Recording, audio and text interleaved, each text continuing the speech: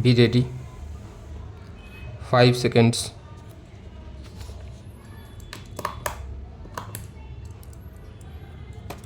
Start. The High Court relied upon confessional statement recorded under Section 164 CRPC and found that the same was voluntary and had been made by the appellant without any threat or fear, and that it contained a full confession of crime and also disclosed the manner in which the crime had been committed.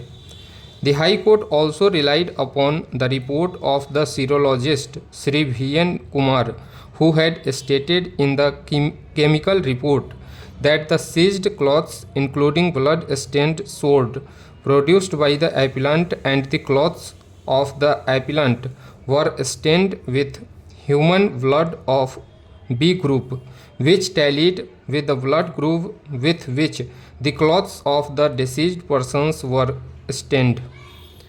The High Court treated this as sufficient corroboration of the retracted confessional statement, and further relying upon testimony of the sister-in-law of the appellant PW1 as well as other materials on the record, found that the retracted confession of the appellant had received ample corroboration both from direct and other circumstantial evidence, and agreeing with the sessions judge, upheld the conviction of the appellant for the offence under Section 302 IPC.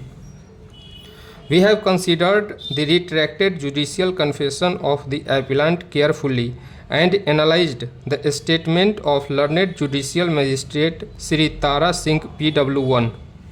We have referred to confessional statement in some details in earlier part of this judgment.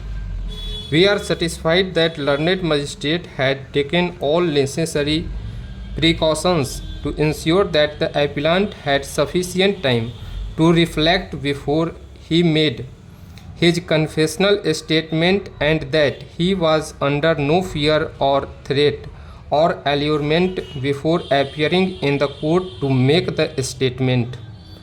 The various questions put by learned magistrate to the appellant indicate that he had taken all reasonable precautions to remove any trace or fear from the appellant before he made the confessional statement.